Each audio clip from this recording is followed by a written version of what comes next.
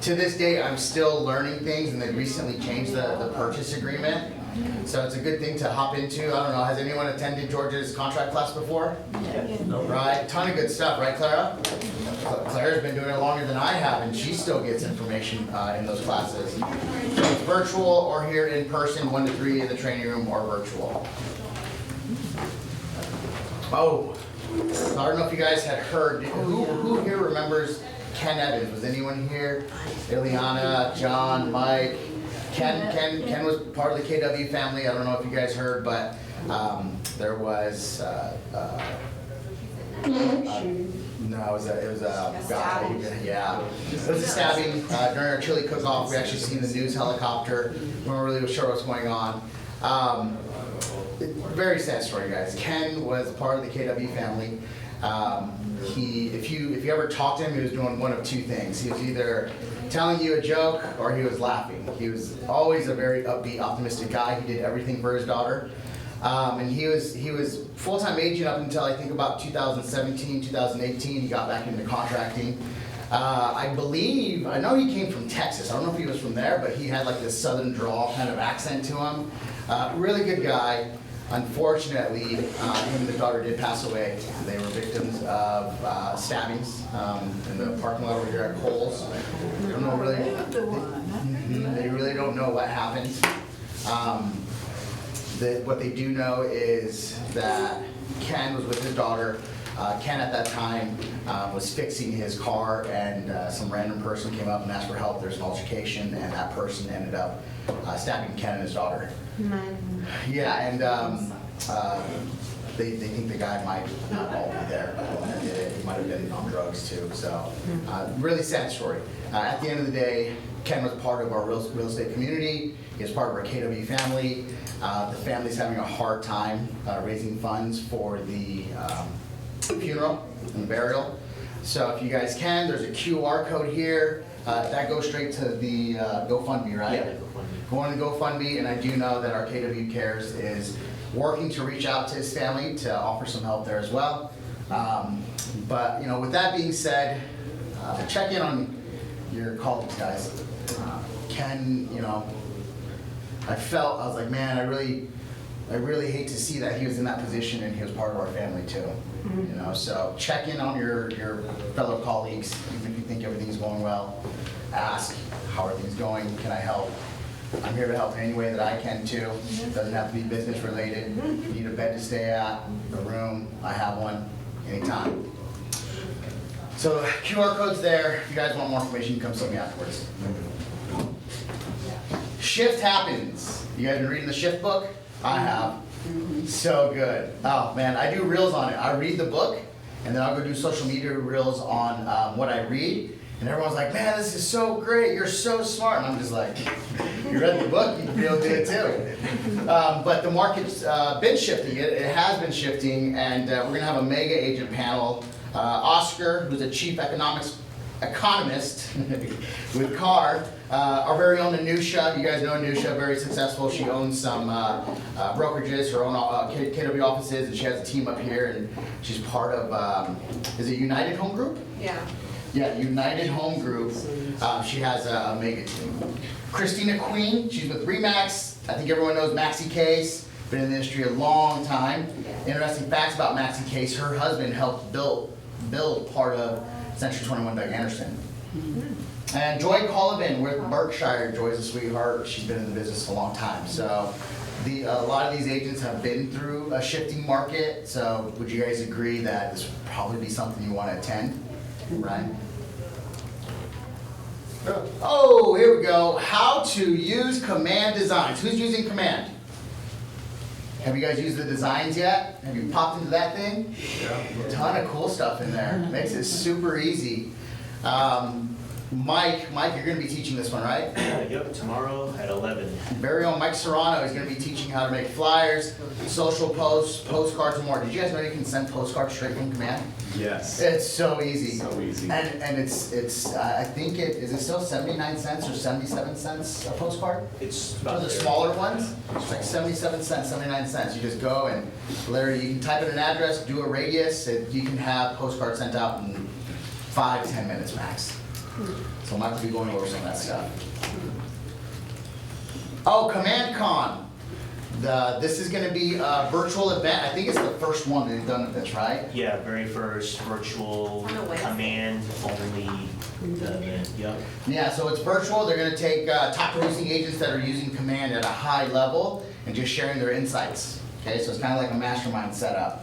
What you're gonna be talking about is sphere of influence, Facebook marketing, and running a team. Have any of the teams in here, have you used Command with your team?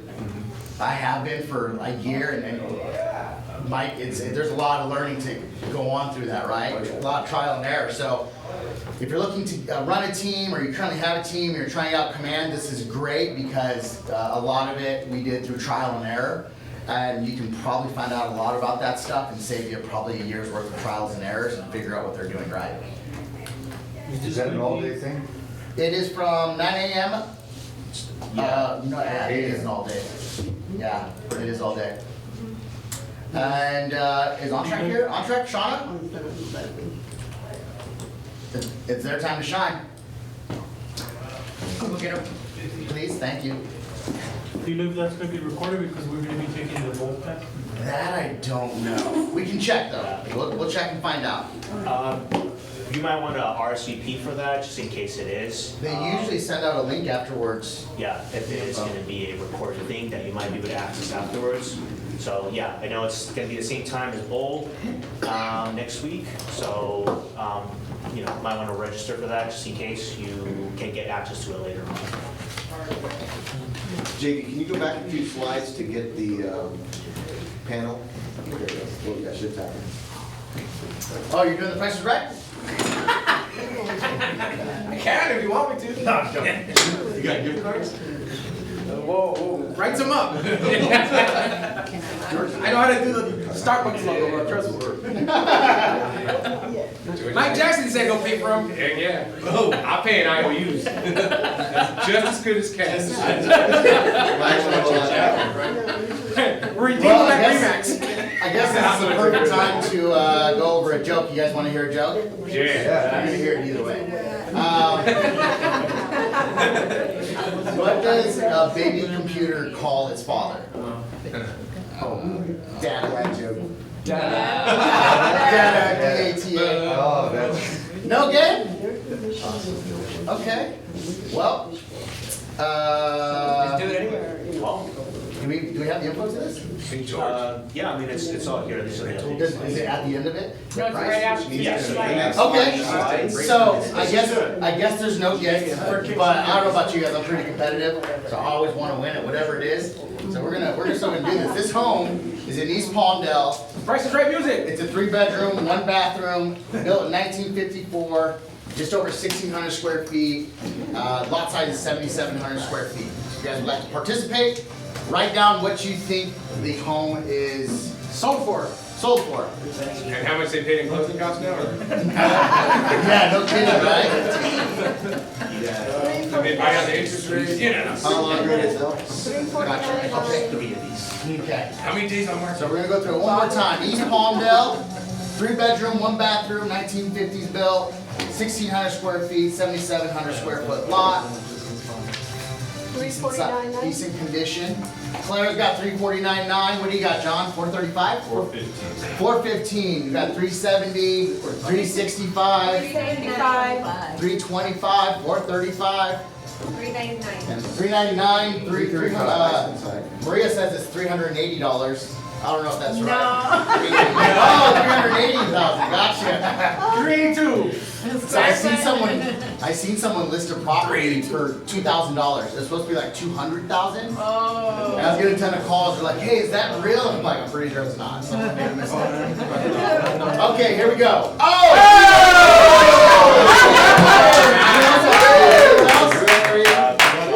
We gave you a line. You gotta go to Vegas, right? Yeah. Can't go home. You guys don't know the market. All right, guys, this home is in Quartz Hill. It's a 4-bedroom, 3-bathroom, built in 1993. Decent sized home, 2,449 square feet. What I love about Quartz Hill is a lot of those houses have large lots, so it's almost a quarter acre. Solar. 10,890 square feet, lot size square feet. Yeah, has solar. 3-car garage. Is that a 4-car garage? 4-car garage. Wow. And on the back. That means 2 ADUs. Yes. That floor is Oh, a really big man cave. Nice. It's got some updated flooring, countertops. 710. What year was it? Claire's got 710. The year was 93. 93. Is there a pool? I don't think so. No pool. Nice It does have a balcony. That might be. I love these floors. Look at the floor. Yeah. Is that a pool? No way. That No way. kitchen. No pool. That looks like, Well manicured dirt. No. yeah. Yeah. On the It's left. called Desert Desert Scape. It's called drought. Drought All right, what do we got? Ken's got 720. We got 665. 650. Leslie's saying 575, 650, 575. 605. 605. 610. I just listed a home in that area for 639.9, so I'm already close to that. 680. Kia's got what, 579? 680? 675. 675? 620. 695. 695. Oh, that was confidence with that one. 570! I was surprised with that one. I thought he was going to be in the sixes. Yeah. You are overpriced. It's like. Hey, can we verify that, JD? Someone pull out the RPR. JD's like, I gotta book an appointment. One more I haven't got an offer. They're selling their houses for Who sold that? A Remax agent? Probably. Wow. It's sold though, didn't it? House he's selling it on the street from his own. Alright, one more guys. This one is in West Lancaster. 5-bedroom, 3-bathroom, 2005 built. Huge home, 3692 square Yeah, that's feet. big. Lot size is 7,000 square feet, just about. And that is a tiny 3-car garage. Yes. We went from a 4-car to 2.5. That's for a Fiat. For a boat. Yeah, golf cart, golf cart, A canoe. canoe. Oh. West Lancaster, Let's see the inside. massive. Nice and clean. Six stools on that island. Yeah. That's cool. Oh! That pool. We got a pool that takes up the entire yard. We got a pool. It's a pool for little You people. walk out that back door, you're going straight into the pool. It literally is right outside the door. Yeah. It's like a waiting. Take it out the trash, let it poop. Jump off. Oh, yeah. Must be a small lot. Alright, what do we got? 660. 660. 625. 715. I'm liking Wendell. 715. 650. Dorothea's got 650, 575, 700, Oh my God. 625. I can be right I now. can't see that far. 680. 680. Kia's got 720. I think you're the highest one so far. I know. 710 from Barb. 689. Drum roll, please. You got it. Liana got it. You know what that means? Wendell has to cook dinner tonight. And we're all invited. We're invited. Yeah, what we have? Oh, you got it. Congratulations. Spot on. Well, we know who's studying the market. I'm going to come to you guys because it's pricing my houses now. They sold. There's no gift today. On track to make it. Yeah. I'll let them know though. I'll say Dorothea won. Let's make the list and we'll make sure you guys get a gift card. Yeah, who won? Dorothea won, Maria won, and who? Monique. Monique. It was the Cheater! That's the cheating line right there. There's a lot of winners today. Yeah. Yeah, everyone won. I mean, Esco didn't show up, so I'm pretty sure everybody won. Okay. Okay, I take that out of here. All right, guys. So we're gonna get started with our guest speaker. What is probate, and why we should always avoid it? So Amy, if you guys get a chance to talk to Amy about probate, she's like, what she will tell you is there is no one that has mastered the probate farm or demographic here in the Antelope Valley. Claire took classes on it. She has this whole big thing on it. She knows very well. There's no one calling probates, right? No. Claire calls them from time to time. Hardly anybody. There's a whole system to it. So it is up for the pickings, and you know, the shifting market, this would be a great lead source for anyone that decides to own this market. So we have Kevin. Is he? I don't know, I'm pretty Is he there? Kevin, you there? I'm here. Hi, Kevin. Good afternoon. Morning. Good morning. It's been a long morning. You can't hear him. Can I share a screen and do it on my screen so I can Yes. advance the? Yes, you should be host, and can share a screen. Beautiful, oh, look at that, all right. All right, Kevin. Floor's all yours. You gotta get the cursor on his face. There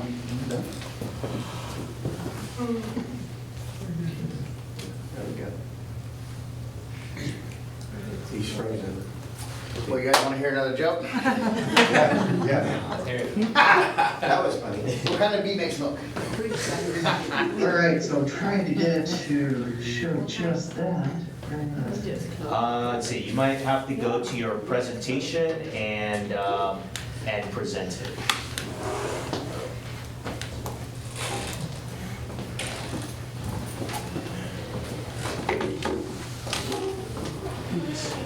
Why was the skeleton unhappy? It had no body to go trick or treating with. That was good. Don't lie, that wasn't good. God, Don't encourage that. that was horrible. But I liked it. But I liked it.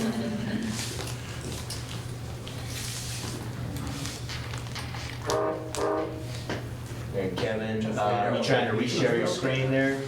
Yeah, no, I am, but it's coming up on a quarter screen, I've never had that happen. I don't know what's going on here. Done this quite a few times.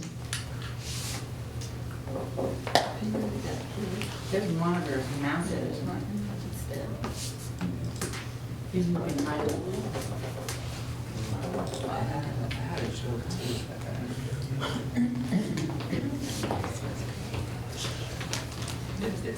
Interesting.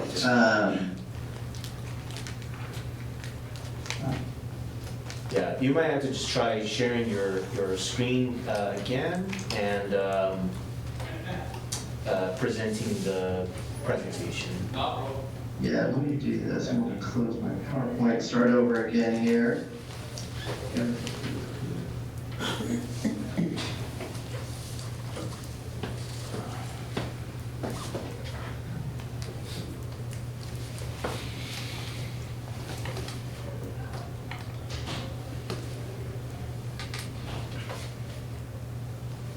Try.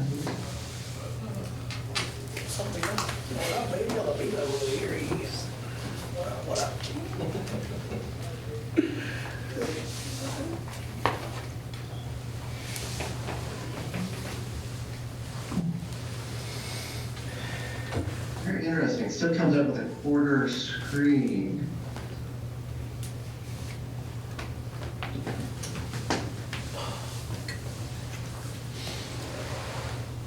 Can give you access to the slides? There it is. So I get that, and then I go to my presentation mode, and it just shows that quarter screen up there. Does I've it, done, you click on that window, does it let you expand?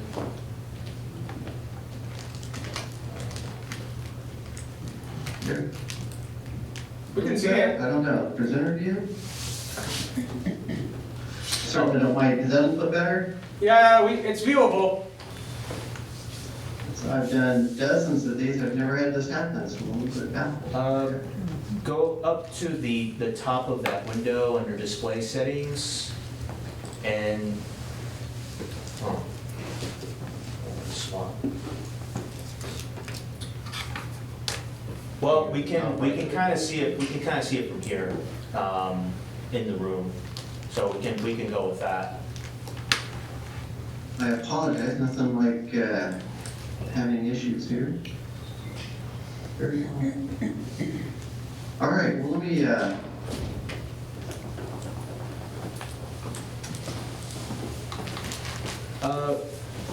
see. Actually, yeah, if you try high presenter view, try that. Yeah, it goes back to that quarter view. Oh, okay. Maybe if you just ended it and then just, we just see your slides on your screen there, just as is. A Yeah, little bit better. yeah, we can see that better. Okay, perfect. I don't want to see the next one covered. All right, so, talking with Garrett, we're going to go through maybe a little bit on probate and trust and try to focus on what applies to you as realtors. Tell you a little bit about us really quick. We specialize in estate planning and administration. About 50% of our work is helping families up front, and 50% is helping families after incapacity or death, and that's what's going to impact you. We handle thousands of administrations. I've been doing this 32 years, our firm, coming up on 45 years. I am a state bar board certified specialist, and we do work closely with realtors. We don't compete with you here at all. Refer everything out. So the basic step I want to go through here is, what is probate? So probate is a very challenging, very difficult court case that deals with, does a person have a will or not? Is it valid? We'll figure out who are the beneficiaries, and the value of the property. That's what matters here, than paying their debts and then transferring the property. For you, the realtors, the biggest issue is that there's a probate, you need to have somebody appointed as the administrator. You can't act until you have a personal representative or administrator appointed. And what we're looking for to get to sell real estate is letters of administration. A lot of times you'll hear people pop up and say, I need letters. Well, it's not any letter. They're really talking about letters of administration. And until that happened, that person, maybe the client you're working with, can't sign anything. I see that a lot. The individual, before they've even filed a petition for probate, has already signed a listing agreement. Maybe they're the sole beneficiary, but it's not valid. So make sure you get the person that has letters of administration to sign that listing agreement. What if there is no letters of administration? Then nobody has the authority to sign that, if it's just in their name, nobody has the authority to sign that listing agreement. So what would be the next step in that case? With real estate, to file a petition for probate and get letters of administration. Really, your only option is, it's in the individual name or it's in a trust. But if it's in the individual name, you've got to get a probate started. But I see that a lot, and I'll tell the client, hey, this listing agreement isn't valid. Let's go to a Keller Williams realtor, right? Because you don't have a binding agreement yet. Now, maybe the realtor could sue the individual, but they don't have anything binding on the estate.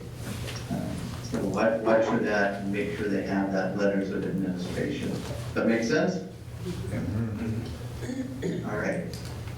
Let's look at a typical probate here in the Antelope Valley, right? Kind of in the numbers we were just looking at. Let's say somebody has a home that's worth $575,000. Maybe they got a mortgage, some other issues. $750,000 probate. And the cost of probate is set on this fair market value. They ignore the mortgage here.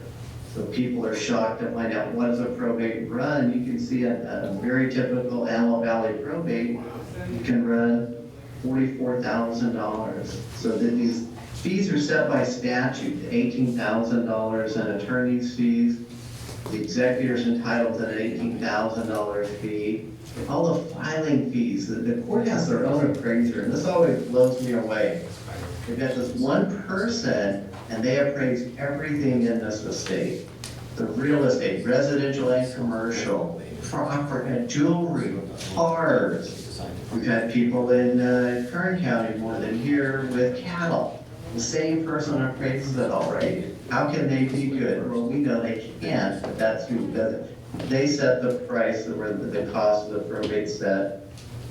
And then there's tax returns, accounting fees, all of that can be another $5,000. So it's not hard to see a $45,000 probate. So when you're dealing with your clients, you want to encourage them to stay away from probate.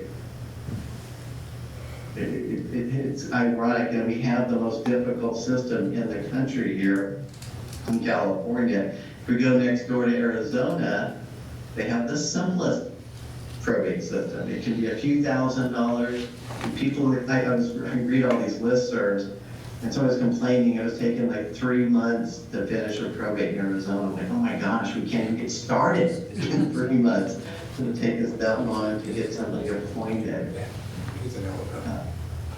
The terminology you want to pay attention to, the administrator can also be called a personal representative or executor. Still see executive trick, some don't really use that term today, but that's the client, that's the person in charge of that estate. If there's no will that is intestate, try to file every intestate matter up here in Lancaster. Every other probate in LA County has to be filed in the central district. So in intestate probate, there's people that just scour those filings to get involved. So we try to stay away from that up here. Testate is with the will, and then trust, the term we're looking at here, trustee is the manager. The person who created it, settlor, or the trustor, and then they have a beneficiary. What I really want to focus on for you is again, help you get through a probate. So there's 2 types of probates that you can be dealing with. And this is really important, especially if you're talking to a client before probate's been filed. Clients don't understand there's 2 ways of doing this. One way is to get the administrator full authority. And that's what we always do. We always seek full authority. And then when that person gets that full authority, then your sale is just like anything else. You don't have to go back to court, anything like that. The one downside of probate, and I don't think this is constitutional, maybe we need to get Sam to fight this. I can't get clients willing to fight it. LA County caps the commission at 5%. I don't know how they do it. I don't think that they have any authority, but no one's willing to take on the county and go to court over this. When a person gets full authority, they have to get bonded. And the bond can run $1,000 to $2,000. So what some people will do is they'll say, hey, let's avoid that bond price and let's get limited authority. And I don't know how many of you have done a probate sale. When you have to go back to court and they actually have the bidding in the courthouse, that's because the administrator had limited authority. I think the costs are much greater because all those legal fees are on top of that statutory fee, that $18,000 we looked at earlier. And as a buyer, who wants to go and put an offer in and say, well, now we have to go to court and confirm that sale, and there'll be an auction there, and other people will show up. I don't see a whole lot of here in the Antelope Valley. People do show up and bid against you, so your buyer doesn't even know if they have that property until after that court hearing. That court hearing can take 30, 45 days. It's already hard enough to get a sale through. We avoid it like the plague. The only time we ever are doing a limited authority, and I'm doing one of these every 3 or 4 years, is when the client has horrible credit and they can't get bonded. And even those times, we encourage them to go to get somebody else to act, so we're not dealing with this limited authority. Have anybody done these limited authority sales? Yeah, I've done one. It's like chaos right in the courthouse. It's just, you really want to avoid it. I can't stress that enough. We really, really avoid it. There's one law firm, I won't say their name, they file everything as a limited authority probate, and so they can get more legal fees.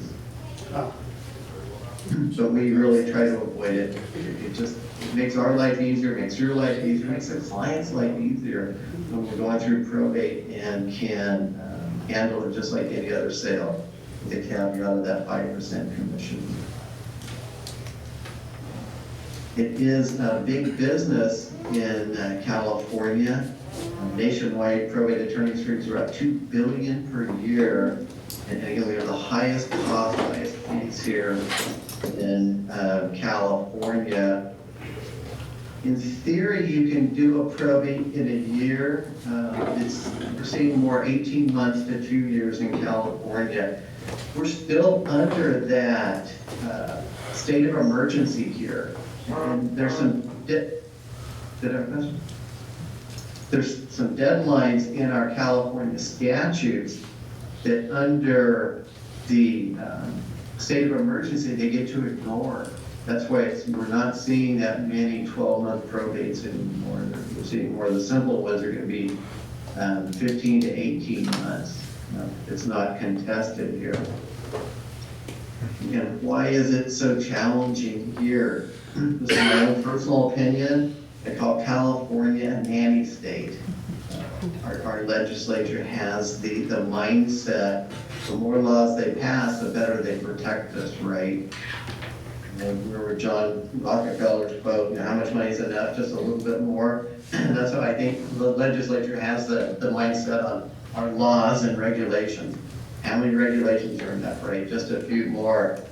How many apply to real estate every year, right? You just have to go to classes just to see the changes in real estate every year. California averages 900 new laws every single year. Wow. You would have thought 2020 COVID would have slowed people down. California passed 1,200 new laws in 2020. And that's the craziness we're dealing with here. And I saw this picture here. I thought it described California perfect, right? And the message here is in that little, you may not be able to see it, also the bridge is out ahead, right? But we're more focused on the outline stuff, insanity. I started practicing law in 1990, and I'll never forget, real estate agents were up in arms, they were livid, because the CAR form had gone from 2 pages to 4. And we're just having a stroke, right? And now it's 11 and, what do you say, 70, 75 pages of addendums?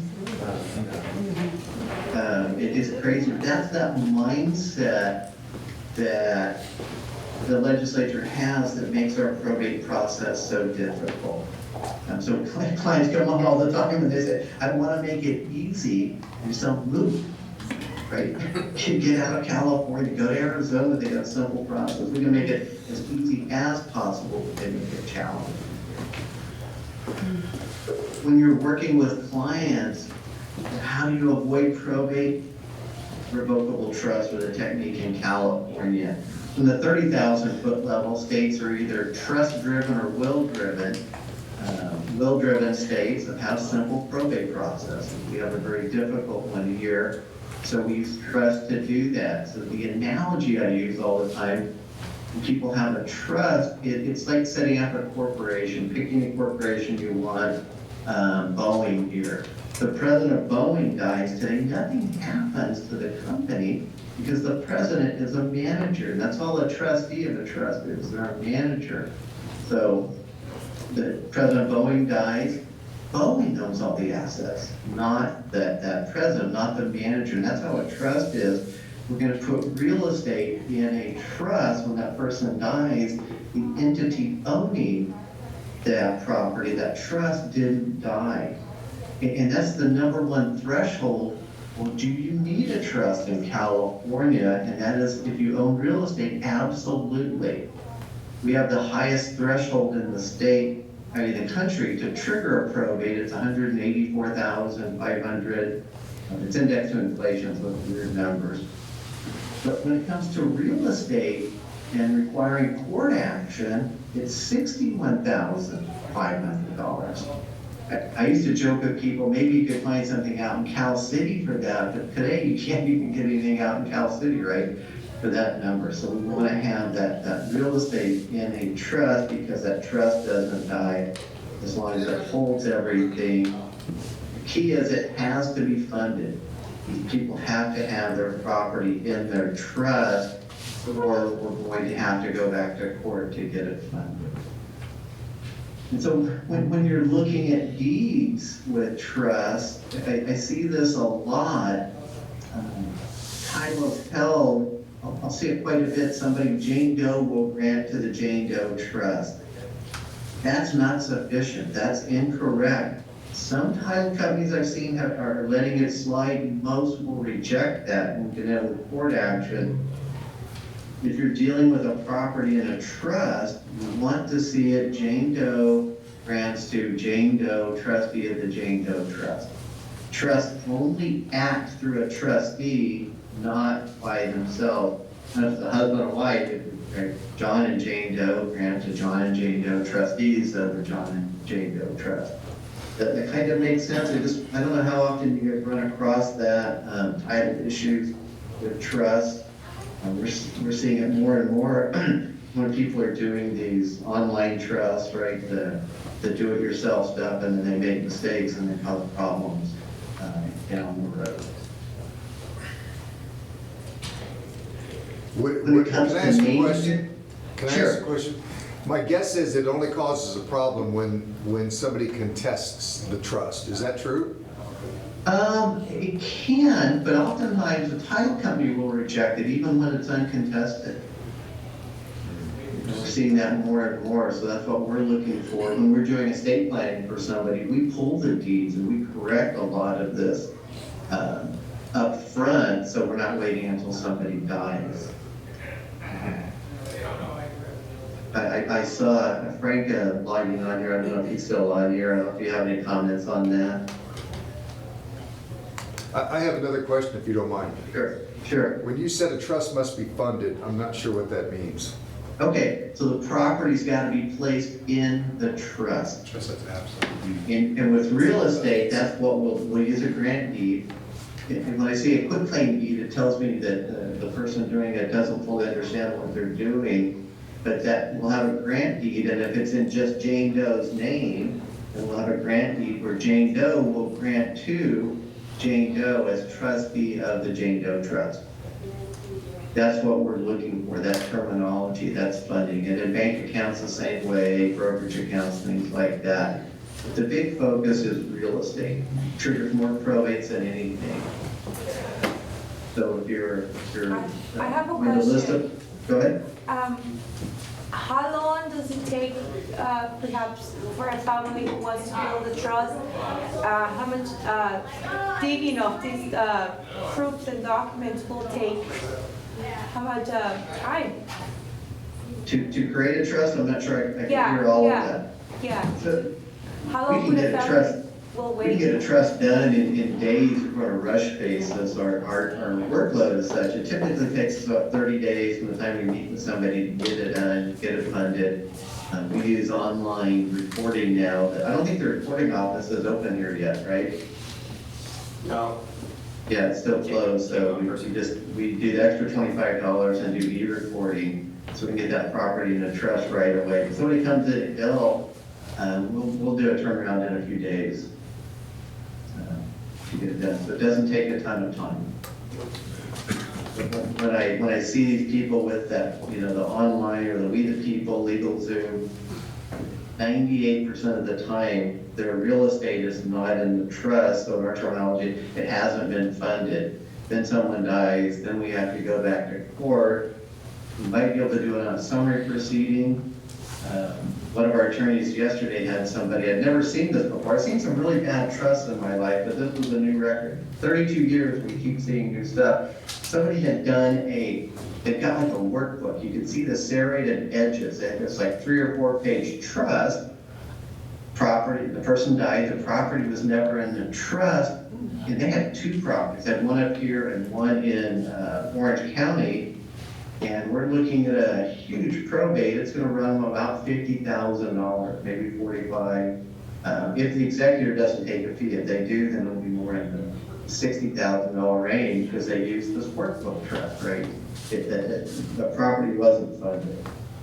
A huge problem. If there is a trust and someone dies, then what we need to do is we need to get that property into the successor trustee's name. We do that by an affidavit change of trustee. Some title companies want to see an affidavit death of trustee. This is one, it's a public record. This is a friend of mine, husband and wife died, and he authorized me to use this. I covered up the reporting information here. But it's just like an affidavit death of joint tenant. It's an affidavit change of trustee, the death certificate's attached, things like that. If someone has died and they're coming to do a sale, I will record that, we'll prepare the documents, then we'll give it to escrow so they can record it as a part of this new sale that maybe you're working on. What we found, if we send it off, it can take weeks or a month more to get it back, and escrow won't act until they get that recorded deed back. But if they can handle it all as one process, everybody seems to be very pleased with it going forward on that. So it's a very simple process to do. If you've got a husband and wife, or two trustees, one's died, prepare that. It shouldn't slow down your sale much at all. And that's our goal, is to not slow anything down, but to help make your lives easier, clients easier, and really streamline the process. One other issue I wanted to go over with you is what type of trust does a husband and wife have? From the 30,000 foot level, there's two types. There's simple and complex. Our clients do not know what type of trust they have. Why does it matter? Again, we've had title companies pick up when they have a complex trust, and it really slows things down. I'm going to use this diagram. This is always one of the more challenging things for me to explain to people, is what is a simple trust. It's what everybody thinks they have. One spouse dies here, this blue husband-wife trust, everything goes to a survivor's trust, where the trust continues. That's the simple trust. It's the appropriate trust for 99.9% of the population today. The more complex trust is designed to deal with inheritance taxes. And if you don't know, if somebody has a trust, honestly, you can shoot me a copy. I can tell you in minutes I've reviewed thousands of trusts we didn't create. This is an older type of trust. This complex trust was very common when the estate tax threshold was much lower. We still see a number of these. And I've had title companies pick up the complex trust, and the people didn't know it, and they didn't do the right things after someone died. This is a trust that divides in two on the first death. They'll either have an A trust or a B trust. I like the terminology survivor's trust and decedent's trust. But it has a mandatory split on the first death, and then the trust will talk about what property goes into each trust. I only point this out because we've had a couple title companies now pick up, it's an AB trust, split, and the clients didn't know it needed the split. They never did anything with the property. And then the title company said, well, we can't go forward because we don't know what trust the property is. It's still in that family trust, that joint trust. It should have been split into this A or B trust. I was hesitating on this. Is it a problem you guys are seeing? More information than you need? But I want you to be aware of it, so if you run across it, you can tell the clients, hey, you definitely take a look at this. How can you tell? In a husband and wife trust, there should always be a section talking about what happens when one spouse dies. I can tell in minutes, it's honestly not rocket science. Some are a little bit more difficult, but they'll usually have some language here. Hopefully you can read this. It says on the death of a trustor or grantor, the trustee shall divide the trust. That's the huge indication that there's a split it should have occurred. And most clients will never do this if they don't know what they're doing, if they didn't go see a lawyer. And that's the case, I just bring this up to you because it'll really slow down your process. If that happens, then we've got to go and divide the property and put it into the appropriate trust. A simpler one will say the trustee shall allocate or transfer all the deceased property to the survivor's trust, or it'll remain in the family name. I'm sure everybody's a little hesitant to go and read and try to, you don't want to be giving advice on it, but you may want to be able to take a look at that trust and tell, is there an indication that it should have split or it's a simple one right there, so. I hope that helps some on just educating you and getting you used to some terminology here of what we're going to see with a trust. With that, I'd really like to just open it up to any questions and see what issues you guys are seeing. What can we help you with? All right, who's got some questions? I do. Go ahead. Hey, Kevin, thanks for coming today. I appreciate the PowerPoint. I have a client that is inheriting, their mother passed away, it's going through probate, and he wants to take possession of the property and have the deed in his name before he sells. Okay. So is it better to do that? Now, we talked to an attorney, and the attorney said, no, you need to go to court to have it go through the auction process, but he gets no choice at the final sales price. Is that correct? Well, and it's a California property, I take it, obviously? It's a California property, and he wants to streamline the process because there's still a mortgage that's got to be paid, and it's in arrears. So he wants to. And is he a sole beneficiary? He is a sole beneficiary, yes. Yeah, so that would be, and it will have to go to court. Again, if it's over that 61,500 round of probate. But the auction process, that attorney's already talking about limited authority. Okay. And that's what we try to avoid. I mean, I'd love to see a show of hands, how many people have been there. I hate them. You don't know who the buyer's going to be. So many people can show up and bid against that property so your buyer doesn't know what he's got. And if there is a buyer, it's a huge disincentive. They can go and all they have to do is get a bond, and yep, it'll cost them that $1,000, $2,000 extra, but then the sale's done privately. And he can set the price, he's in control. If he's the sole beneficiary, unless there's a will that names somebody else, he should be the one that gets appointed as the administrator. He can control the process. It's very, very similar to a private sale. Right. That's what we always encourage people to do. And I guess once he has probate's finished, he's issued a deed, kind of like a pink slip, I guess, for a house, and then he can do whatever. We typically just record the order, distributing the property, and that order says it goes to him, and title companies will take that. I like to have clients sell it during probate because it's as close as you can get to having an as-is sale in California. You don't have to do the transfer disclosure statement, a few other things, especially if that person didn't live there. Right.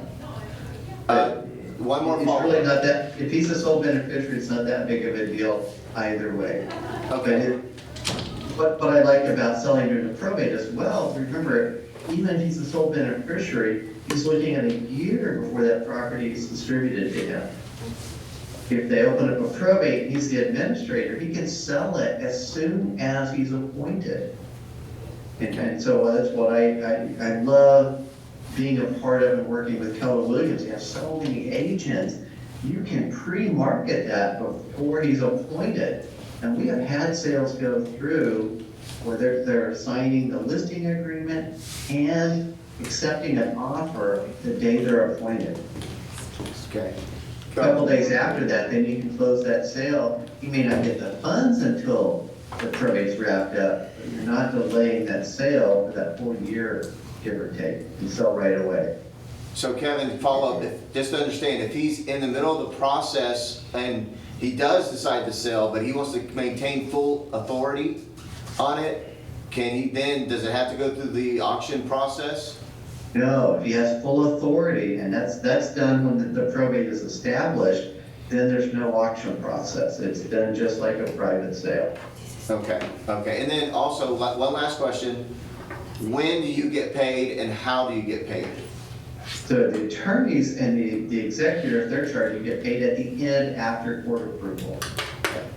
So we always have an incentive to wrap this up as quickly as possible, but it's still, we're seeing 18 months is very typical. Cool. Okay, do they pay you a check or however, or is it taken from proceeds of the sale? A check at the end, yeah. Okay. Yeah, that's it. But if he hasn't filed a probate, he wants to question who he's dealing with and make sure he gets full authority. And it's not that hard to get it. You do have to fill out a free financial application with a bonding company. What they're trying to do is protect against the administrator running off with the money, not paying their creditor, not paying somebody, or if there's multiple beneficiaries, stealing the money. But generally, you don't, it's not like, if it's a $500,000 property, you might have to get a $500,000 bond if that's the equity in it. But it's not like you're getting a loan for $500,000. Generally speaking, if they've got a job, some income, and didn't file bankruptcy in the last couple of years, most of the time they're going to get bonded. And that full authority, I stress, is worth every penny of that bond you have to pay. Okay. Any other questions, follow-up questions? I think we're okay in here. Kevin, thank you so much, man. We really appreciate you as always. We'll have to have you back again. Anything else on your side? Nope, that's it. But any issues you guys are coming up with, I'd love to hear about it. I'd be happy to address that anytime. Awesome. Thank you so much, Kevin. We appreciate you as always. That will end for today, guys. Tomorrow or next week, we got Lord. We have a guest coming in bringing lunch, and they have a little program for you to use to your clients to reach out to them. It'll be a good meeting as always. I will see you guys all next week. Awesome, Thanks. thank you.